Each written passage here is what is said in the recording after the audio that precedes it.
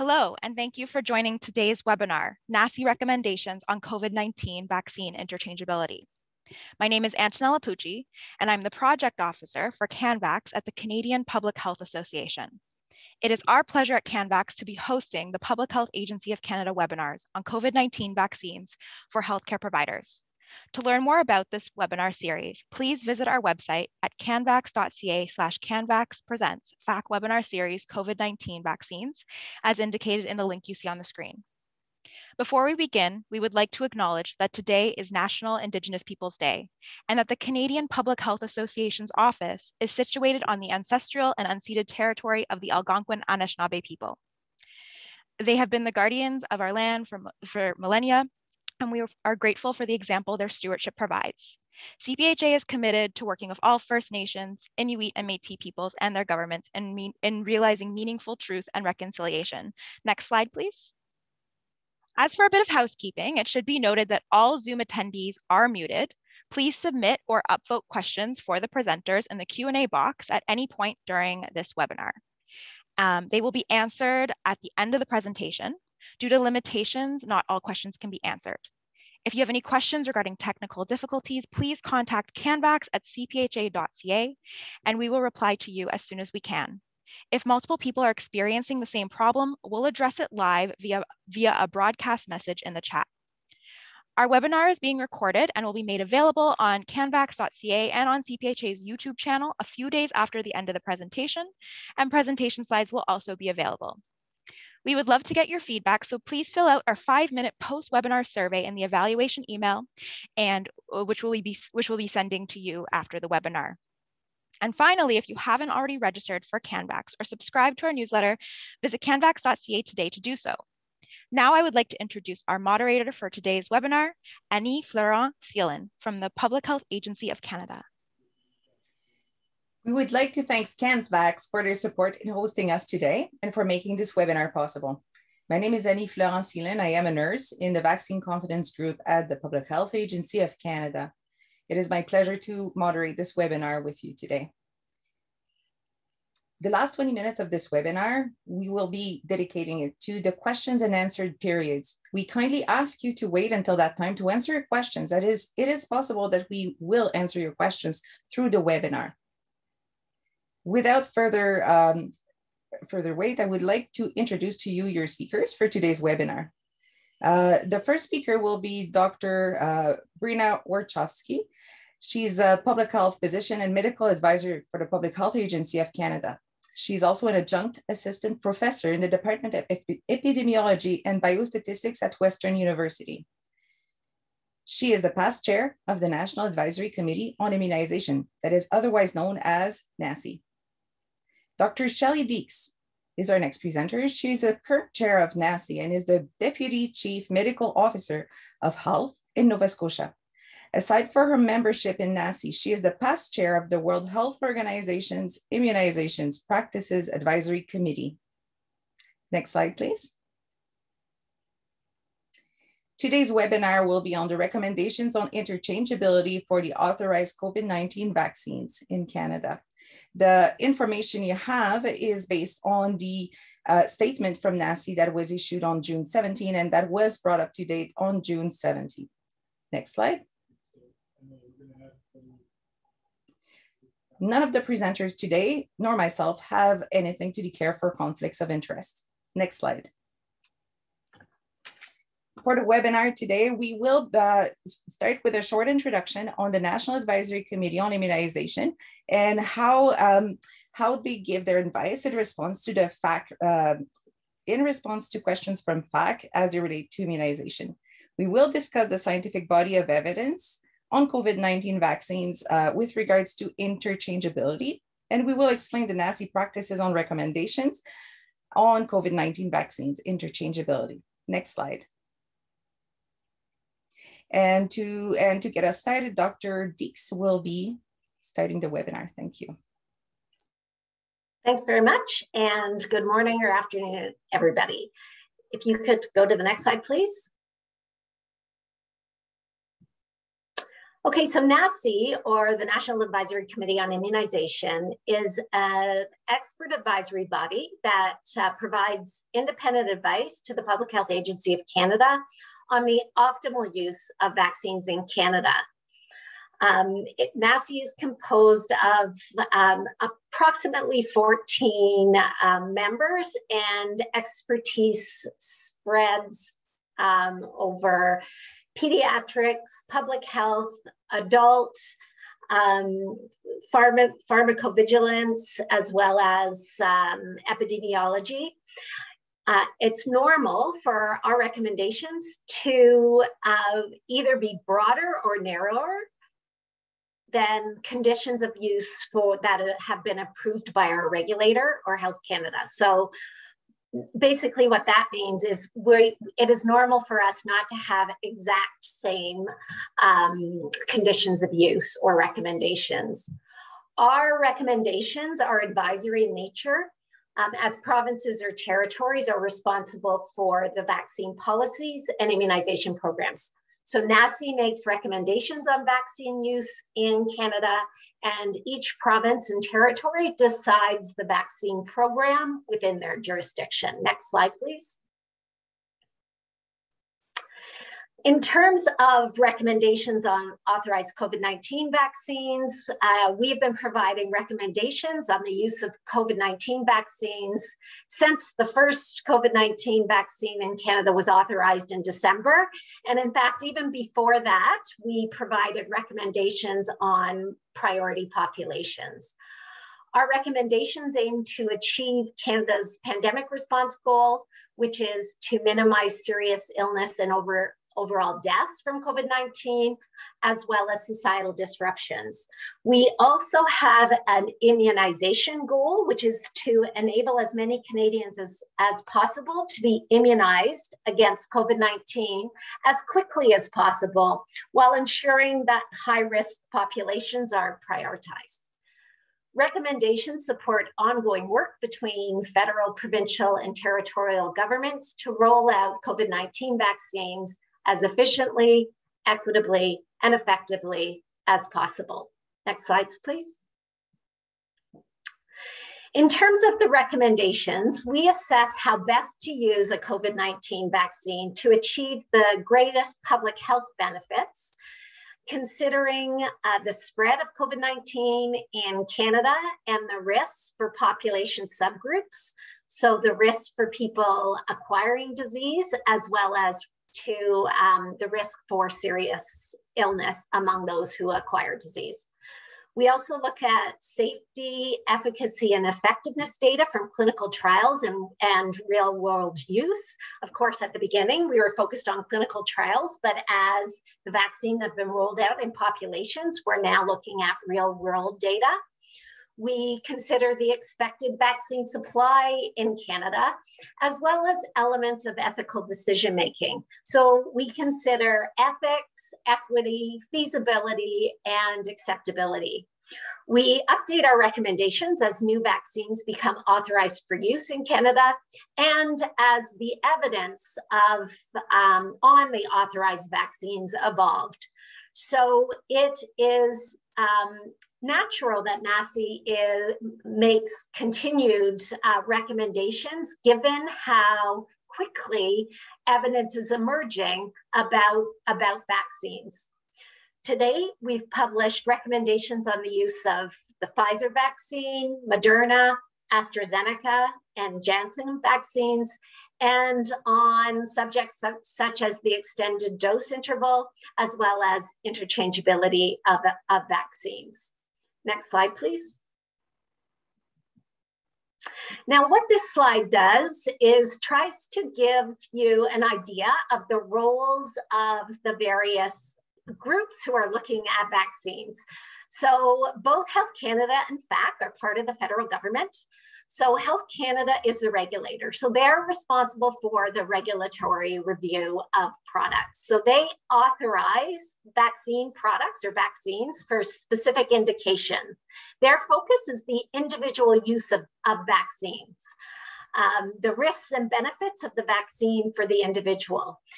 They review preclinical and clinical trial data that the manufacturer has submitted, and also look at post-marketing monitoring and published scientific evidence that informs their benefit risk analysis. And then you have the Public Health Agency of Canada. The Public Health Agency of Canada is where the National Vaccine Strategy rests. So I'm just going to use FAC instead of having to say Public Health Agency of Canada. So FAC facilitates a national vaccination strategy. This strategy includes reviewing and sharing the NACI recommendations, sharing vaccine guidance, procurement, distribution, and other supporting information to provinces and territories on administering COVID-19 vaccines. The focus is on the number of vaccines administered, coverage across Canada, as well as vaccine safety surveillance and looking at efficacy and effectiveness. And of course, not on this slide is the provinces and territories, which I mentioned earlier, are responsible for deciding the vaccine program and vaccine policy within their jurisdiction. And so they consider FAC advice, NACI advice, but also the unique nature of their populations. And then, as I explained on the previous slide, NACI provides expert vaccine advice. We recommend vaccination strategies to promote health and prevent and control infectious disease. In this case, we're focused on COVID, and to prepare for and respond to public health emergencies. Rather than the regulator who focuses on the individual use of a product, NACI focuses on the optimal use of a product within the public health, within the population, so within public programs. And we look at population health as well as the individuals. So we look at the benefits of the vaccine for public programs and health needs within specific population. We look at all relevant data that's available for review. And what has been unique with COVID is our alliance and the interactions, the collaborations that we've been having with Health Canada. And we've been very fortunate in that Health Canada has enabled us access to information that with other vaccines we haven't been able to have access to, which has enabled us to quickly review evidence as it becomes available. Next slide, please. And now I'm going to turn it over to Dr. Warshawski, who's going to go over the background and methodology. Thanks very much, Shelley. Okay, so next slide, please. So NACI was asked by the Public Health Agency of Canada to look at the recommendations with regard to mixing schedules. So by that, we mean two things. One is mixing mRNA vaccines. So if you've had a Pfizer first, can you get a Moderna second, or vice versa? So that's mixing of the mRNA vaccines. And the second consideration that NACI was asked to look at was with regard to people who had had an AstraZeneca vaccine first, what would be the recommendation for their second vaccine? Should they get an AstraZeneca for their second vaccine, or should they get an mRNA for their second vaccine? Should point out that it is common to interchange or mix vaccines in a schedule. This can be done because the public health program changes the vaccine that they have available, or there's a supply issue with one vaccine and we switch to a manufacturer from another, a different manufacturer for the same vaccine. And so there's a number of examples here of vaccines that we have interchanged or mixed between manufacturers over time. Next slide, please. So in order to be considered interchangeable or to be able to be mixed, vaccines have to be fairly similar. So they have to be for the same indication and with a fairly similar schedule for the same population, contain a similar type of antigen, and be similar in terms of their safety profile, their immunogenicity, and their efficacy and effectiveness. So with regard to the COVID-19 vaccines that we have available, as you know, we have the mRNA vaccines, and then we have the AstraZeneca and potentially have the Janssen vaccine as well. So the two mRNA vaccines, the Pfizer and Moderna vaccines, are very similar to each other. They both are, as the name implies, an mRNA vaccine coding for the spike protein, and they both encapsulate that mRNA in a lipid nanoparticle to deliver the mRNA to the cells to and in the cells, the mRNA is translated into or transcribed into the protein. So they are basically very similar vaccines. There's a few little differences between them, but they are very similar. Their effectiveness after 2 doses, their efficacy after 2 doses are very similar. So it's very easy to look at interchanging the mRNA vaccines, the Pfizer and Moderna vaccines. And as well, the mRNA produces a spike protein that we call in its pre-fusion state. So the mRNA translates into a spike protein that remains in the configuration of that spike protein before it fuses to enter the cell. And that's important because the pre-fusion state, we believe, is likely a bit more immunogenic. And so it's important that the mRNA vaccines are both remaining in that pre-fusion state. And that's the state that we make our immune response to. The AstraZeneca vaccine is a different technology somewhat in that, but it still produces a spike protein. That spike protein isn't necessarily fixed in that pre-fusion state. So you can see a combination of pre-fusion and post-fusion spike protein, but a portion of that AstraZeneca vaccine will be the pre-fusion protein as well. Next slide, please. So NACI used its usual methodology to look at the interchangeability between vaccines. Now, they made a recommendation that was put out on June 1st that said that if you'd had an AstraZeneca vaccine, you could choose between a second dose as an AstraZeneca vaccine or as an mRNA vaccine. And that was based on the information that was available prior to June 1st.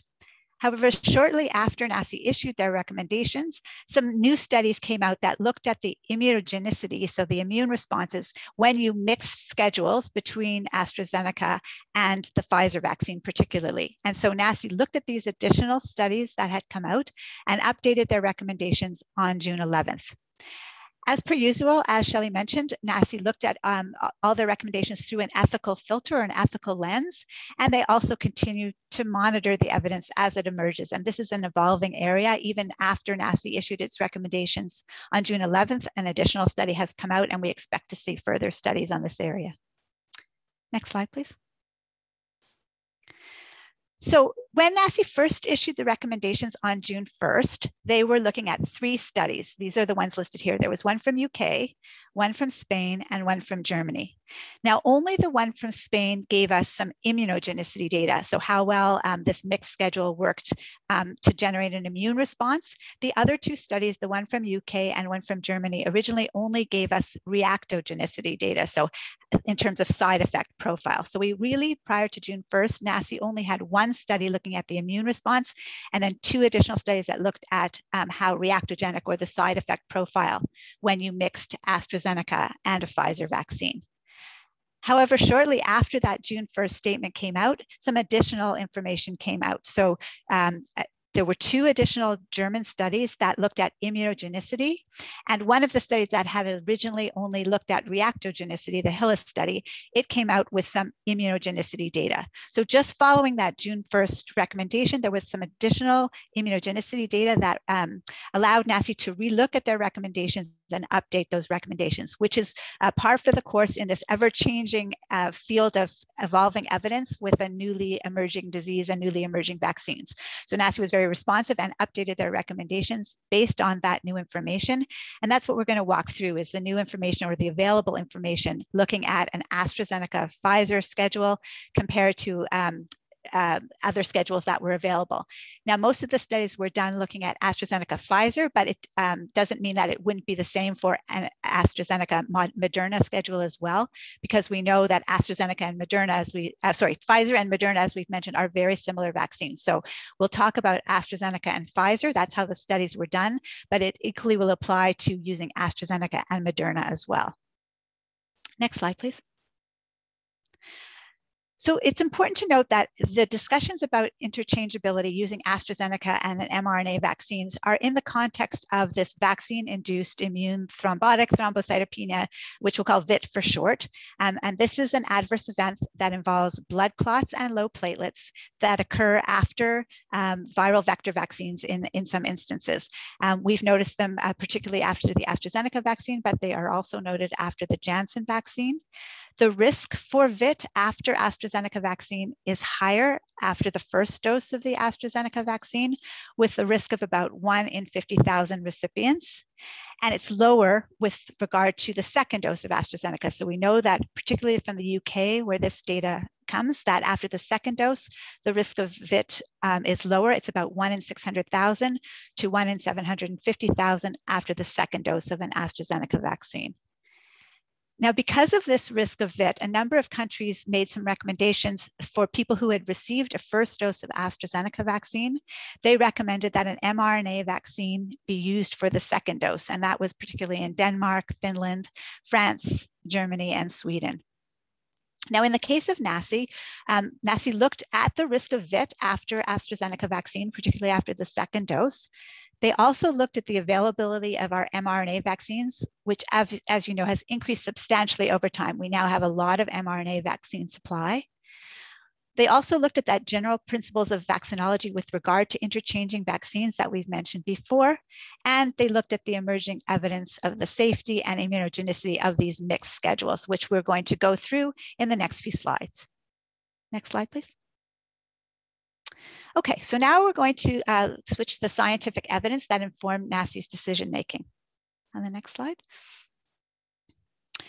So just some definitions to start with. I may use the word heterologous or mixed schedules. What that means is just giving a first dose of one vaccine and a second dose of another vaccine.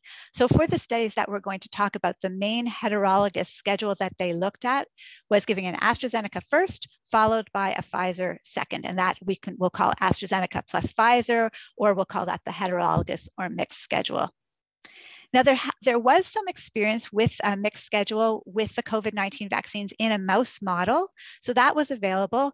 Here, in the mouse model, they gave an adenoviral vector vaccine as one dose, or they compared that to a mixed or heterologous schedule, which was an mRNA vaccine as the first dose and an adenoviral vector vaccine as the second dose, or vice versa. And in either case, they found that this mixed schedule induced a good immune response. So we knew that going into this discussion about mixed schedules, that in a mouse model, mixed schedules resulted in a good immune response. And we also had some previous experience with an adenoviral vector vaccine in a mixed schedule. This was an adenoviral vaccine that was used to make an Ebola virus vaccine. And we know that when we mixed it with another type of Ebola virus vaccine, there was a good immune response there as well. So this was some of the background information that NACI had going into looking at these heterologous or mixed schedules. Next slide, please. So the first thing we're going to look at is the reactogenicity. So reactogenicity is the word we use for the side effect profile. We look at the local side effect profile, so pain or swelling or redness in the arm, or the systemic reactions like fever or headache or feeling tired or joint pain or muscle pain. So that's the reactogenicity. There are 4 studies that look at the reactogenicity of mixed schedules. The first one is the CANVax study that comes out of the UK.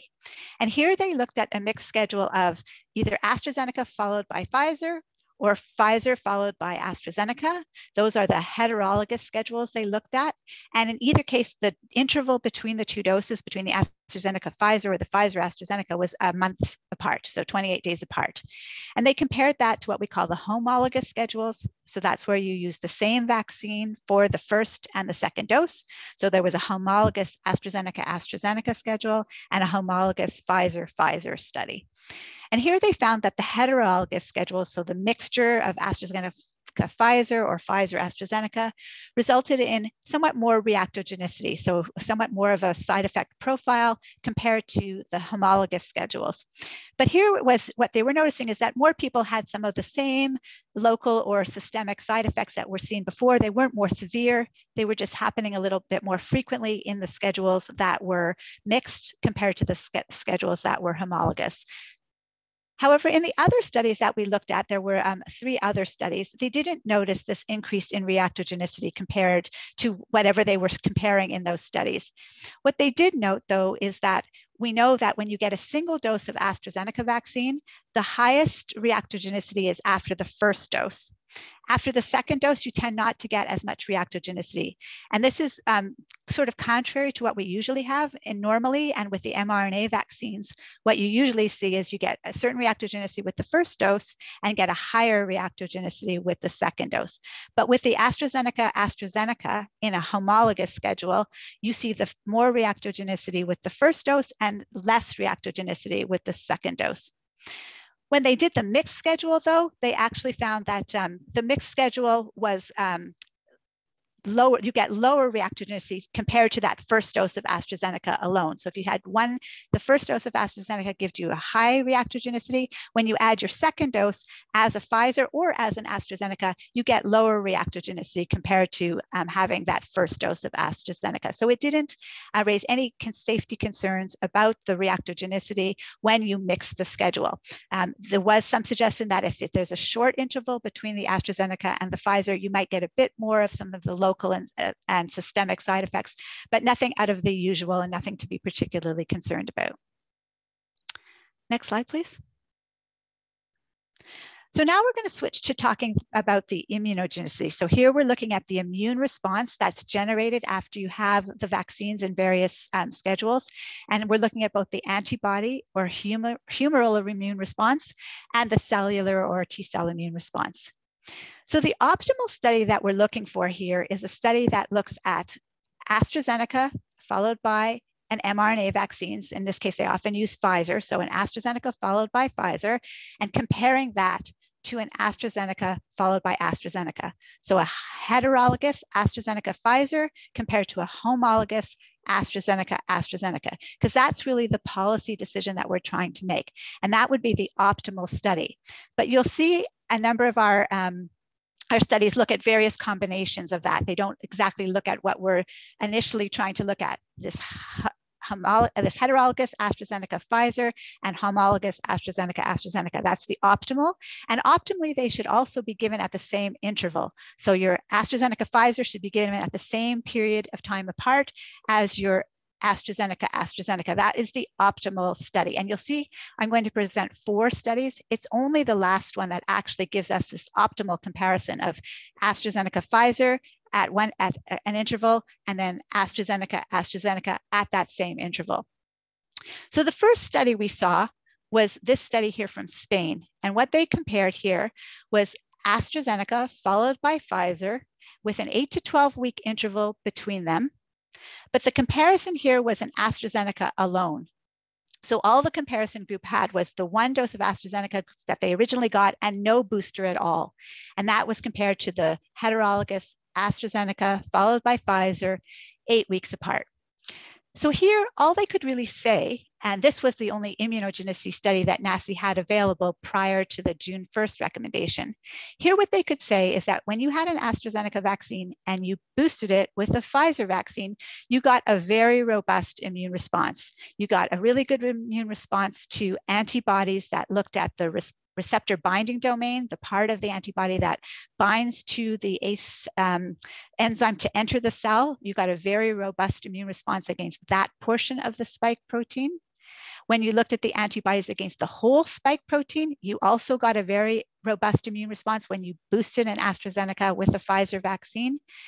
And when you look at the neutralizing antibodies, the antibodies that are able to actually bind to and inactivate the virus, these you showed that there was also a very robust neutralizing antibody response when you looked at AstraZeneca followed by Pfizer with an 8 to 12 week interval.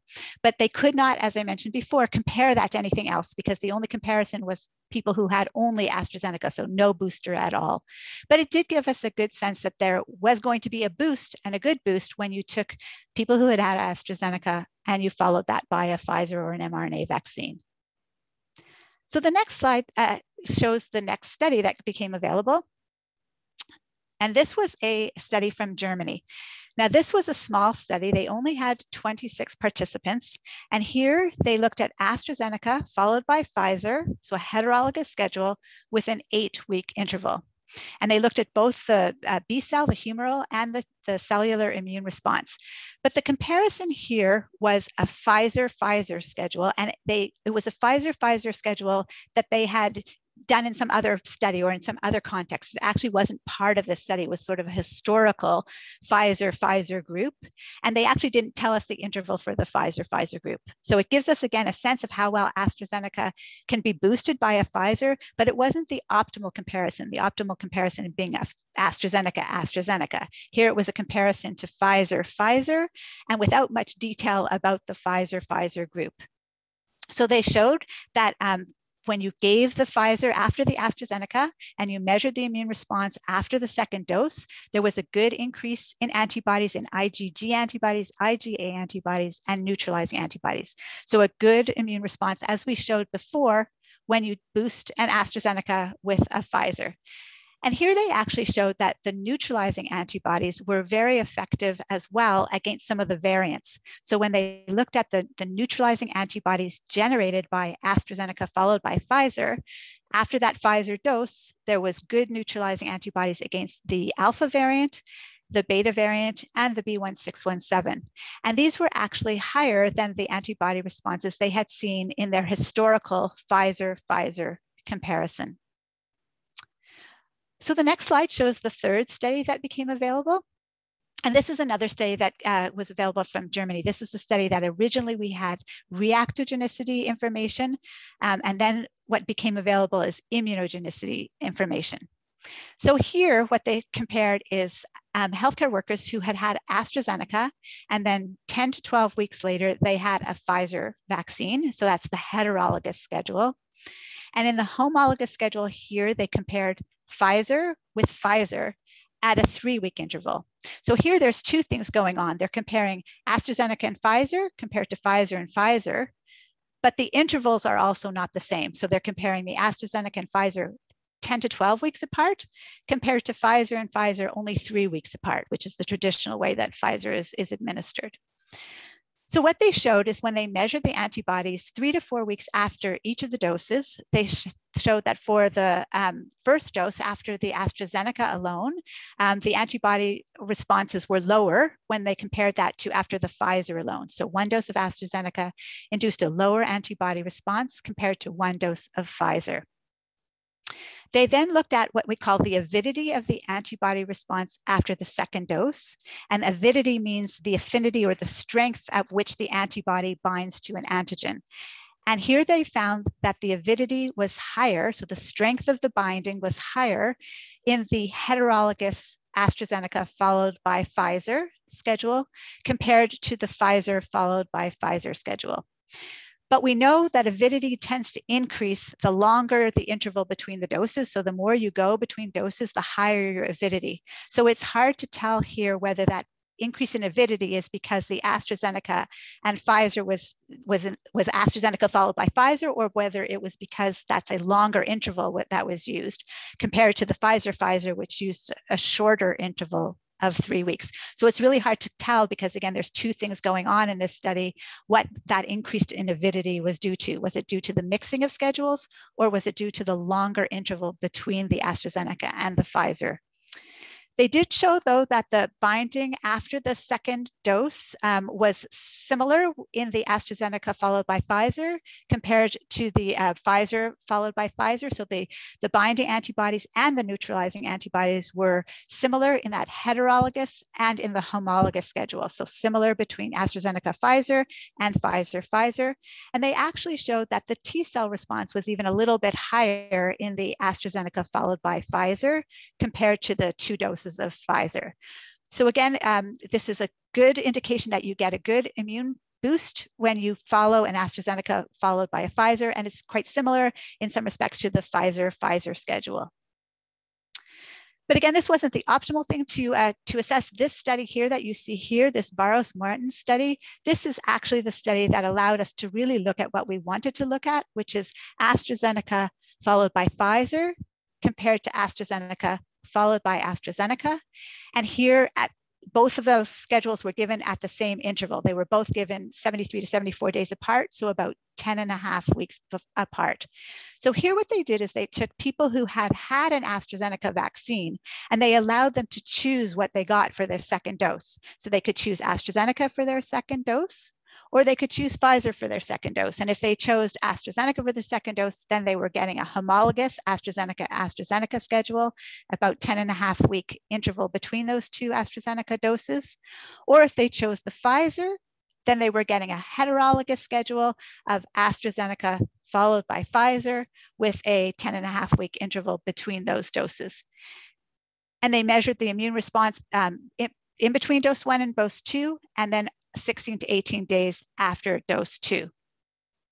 And what they found is that there was a very good boost and an even higher boost in both IgG and IgA immune responses when the second dose after the AstraZeneca was given as a Pfizer compared to when it was given as an AstraZeneca. So when they looked at pre-boost compared to post-boost, when they looked at AstraZeneca Pfizer, the immune response against the anti-spike IgG and IgA went up 11.5 times. So that was AstraZeneca Pfizer, 11.5 times increase in the immune response.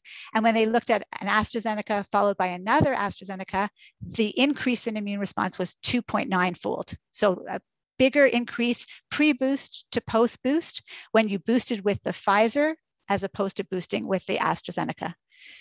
They also found that the neutralizing antibodies were detected after the second dose of the Pfizer more commonly than when the second dose was an AstraZeneca when they looked at the variants. So when they looked at the alpha, beta, and gamma variants, when they looked at that heterologous schedule, AstraZeneca followed by Pfizer, almost everybody mounted an immune response against both the alpha, beta, and gamma variants. However, when they looked at the heterologous schedule, AstraZeneca followed by AstraZeneca, they noticed a modest increase in boost for the alpha variant, but they didn't see a significant boosting in terms of the gamma and delta variant. So here showing that you get a better boost against the variants using that heterologous AstraZeneca followed by Pfizer at a 10.5-week interval. They also found a greater increase in the heterologous schedule when they looked at the numbers of B cells and also the number of CD4 and CD8 cells in that heterologous AstraZeneca followed by Pfizer compared to the homologous AstraZeneca. And also there was an increase in these activated T cells that produced interferon gamma in that heterologous AstraZeneca followed by Pfizer schedule compared to the homologous schedule. So this was the study that we were really looking for that showed that the immunogenicity was higher and better when you looked at a heterologous AstraZeneca followed by Pfizer compared to AstraZeneca followed by AstraZeneca. Next slide, please.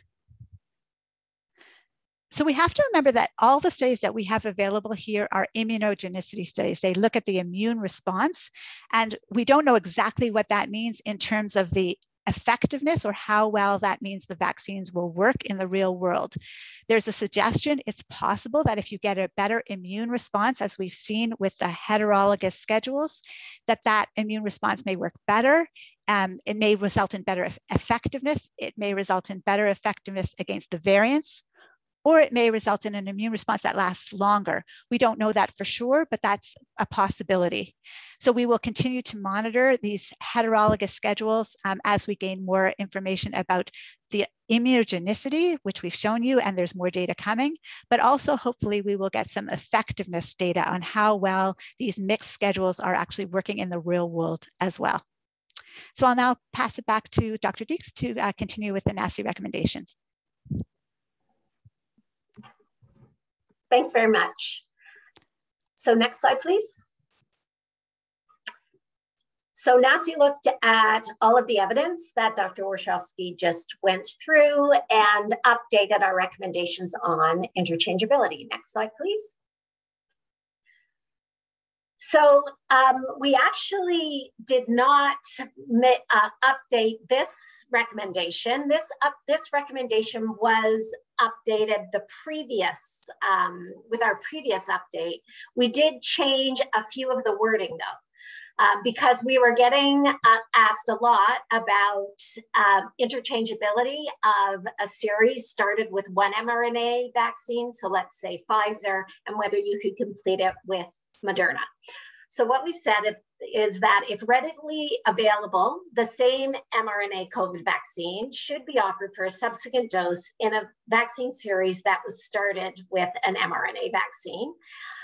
We added the term readily available and defined it. So readily available refers to easy availability at the time of a vaccination without delay or vaccine wastage.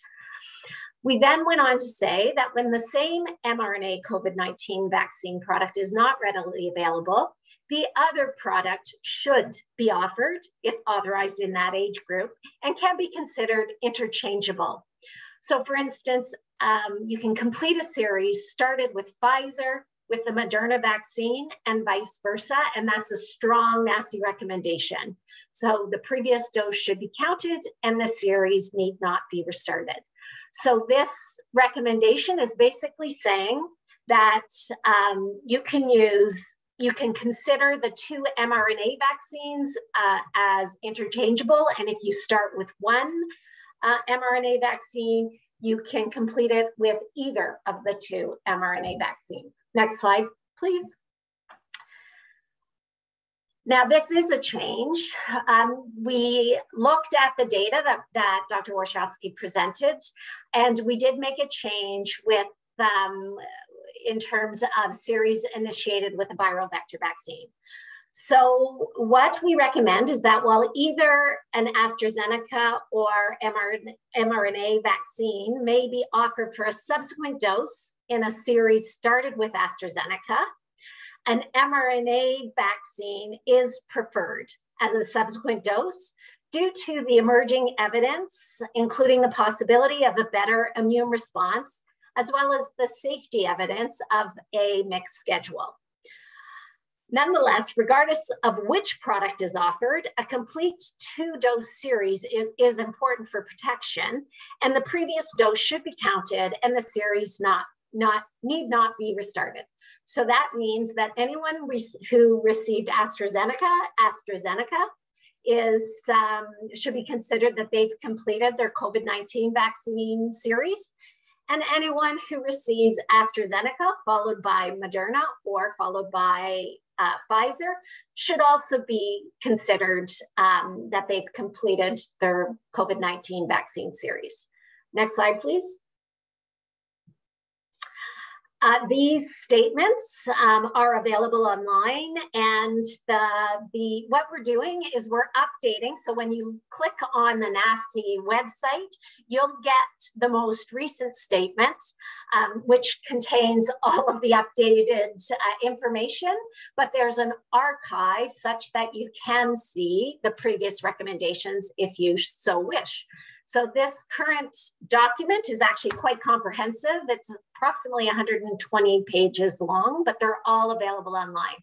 If you go to the next slide, please.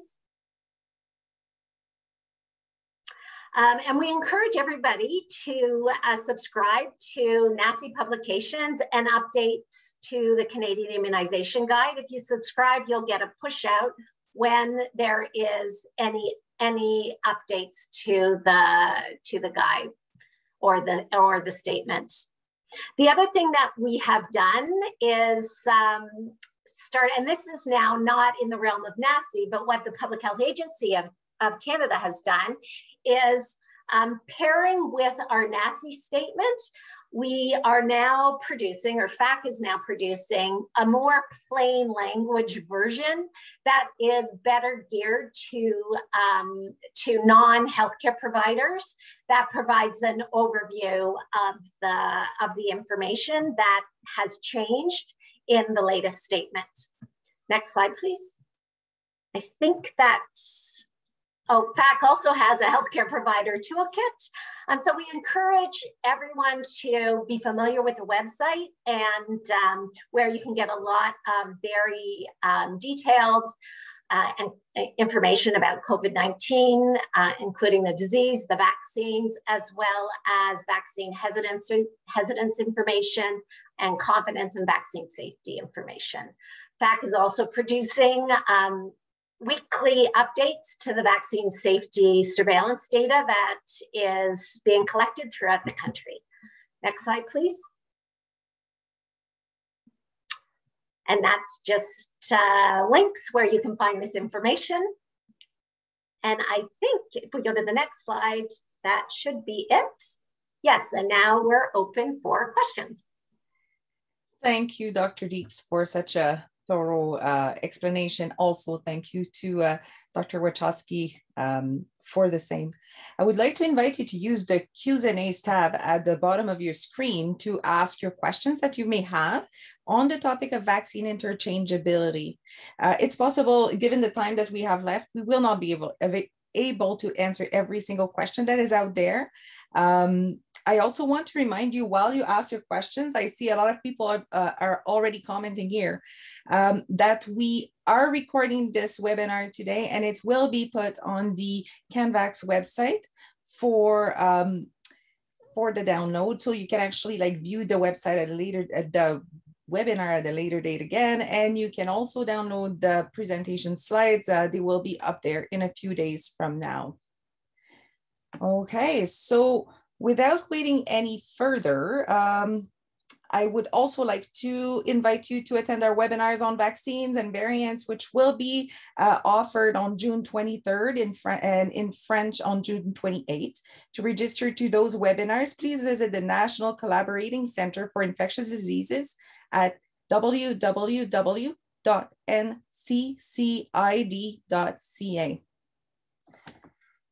So our first questions is a mix of a couple of questions that we've received on the chat today. I would like Dr. Deeks, if you would be available to answer.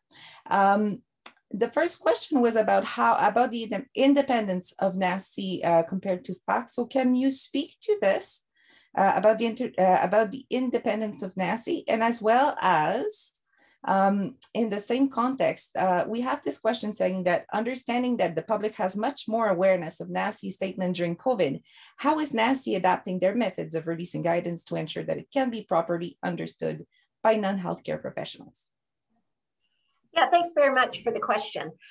In terms of NACI, we are a volunteer group. So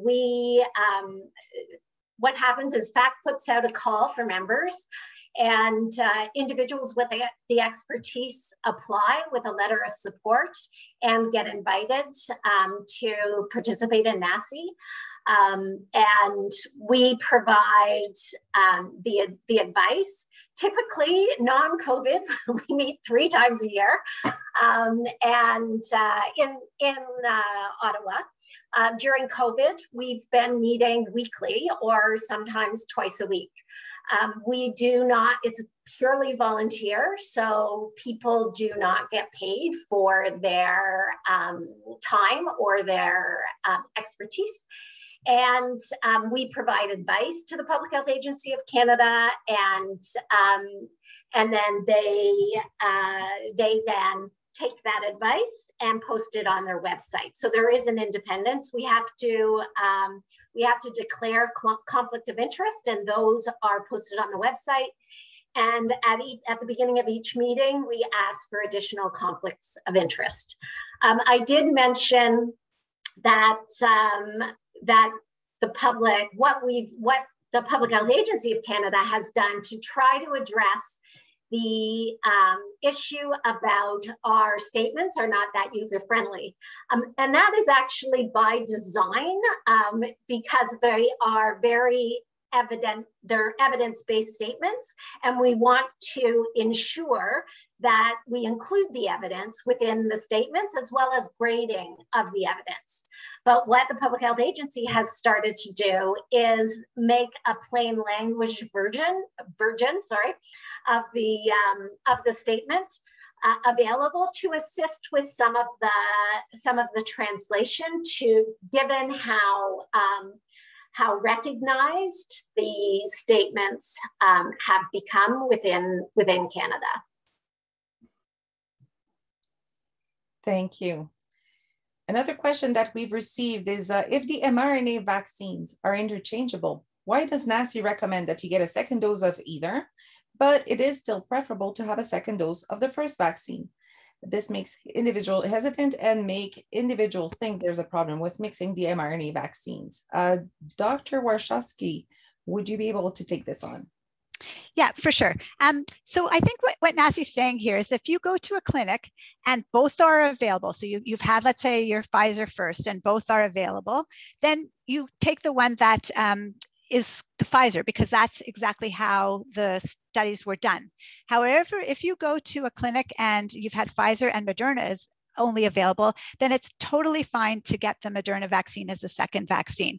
So there hasn't been direct studies between when we look at Pfizer to Moderna or Moderna to Pfizer, but we know intuitively from what we understand about vaccines that these are very similar vaccines. Their mRNA is very similar, the way they're packaged and delivered is very similar, and their efficacy in their clinical trials was extremely similar. It was as if they were the same study. They exactly showed at the exact same time the efficacy began to appear at 14 days after.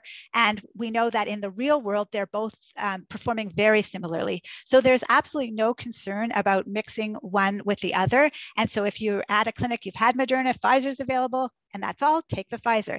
And vice versa, you take whatever is available to you. The only thing that NACI is saying that is if you show up and both choices are available, you might as well get the one you've had the first time. So Shelley, I don't know if you want to elaborate on that at all. The only thing I'd like to add is this is where you actually get caught in, we're an evidence-based advisory committee. So, you know, we have to say, because that's where the studies, the products have been authorized that way. So we need to use that wording in our statements. But when we're talking about interchangeability, as Brian has said, we consider them interchangeable. And that's where the wording of the more plain language statement is easier than the NACI statement, where the intent really is that these products are interchangeable.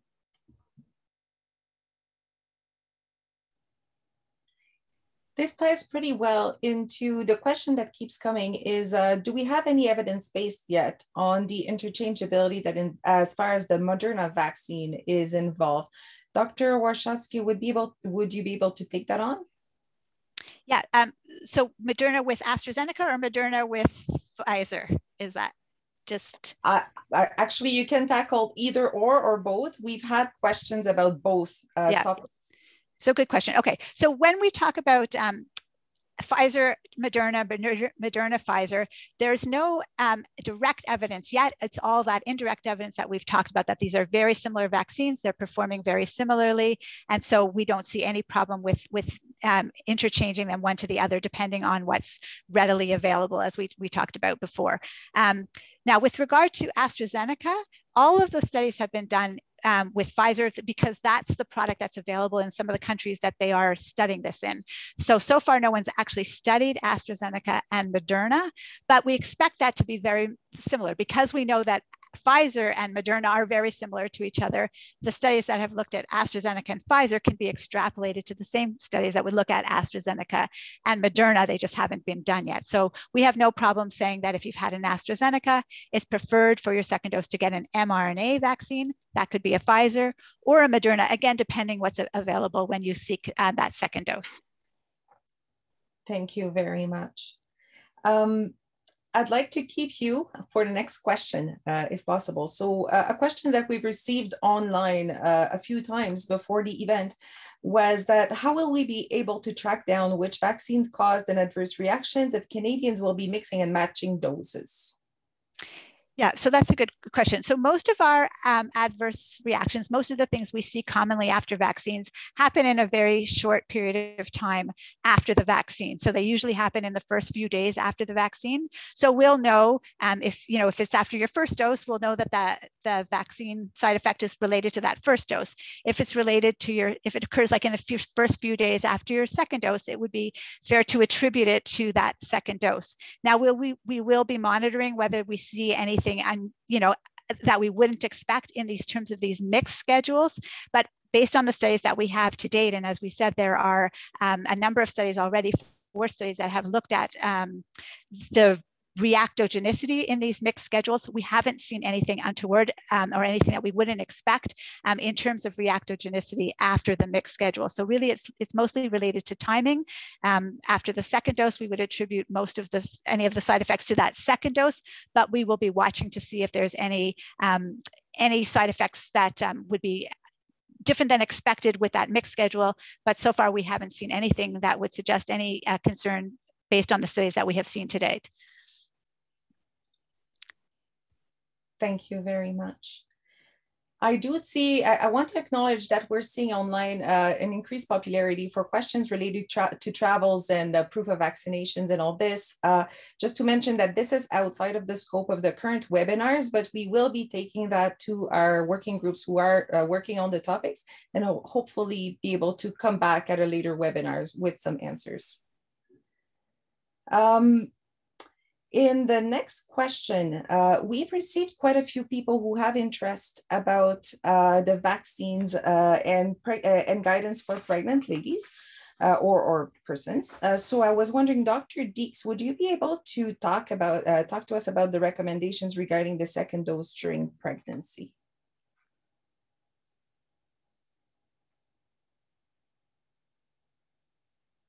Sorry, having trouble getting off mute. Absolutely. So yeah, NACI now recommends that pregnant people should receive a full series of COVID-19 vaccines. And similar to other people, we are recommending that people should receive mRNA vaccines. What has changed in terms of the recommendations is that, and this applies to pregnancy, breastfeeding, as well as some of the other groups like immunocompromised and people with autoimmune disease.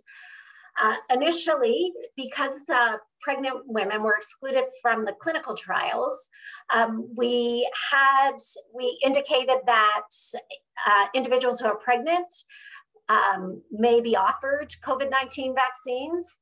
And now, given that there have been real-world data, particularly from the US, but also other countries, that have looked at the safety in pregnant people, we are, as well as knowing that pregnant people are at increased risk from COVID-19, we're now indicating that they should indeed be vaccinated, and they should be vaccinated preferably with mRNA vaccine. If they receive their first dose of AstraZeneca, we're recommending, similar to other populations, they receive a second dose of either of the mRNA products. And that's because of the risk and the potential risk of VIT that Dr. Warshawski mentioned, but also because if they were to develop VIT in pregnancy, it would be more complex to treat. Thanks.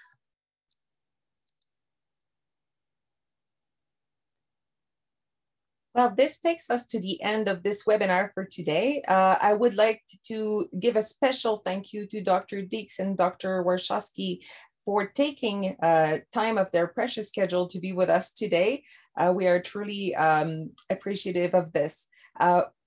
Participants, upon exiting, you're going to receive a pop-up invitation to do a survey to let us know how we've done today.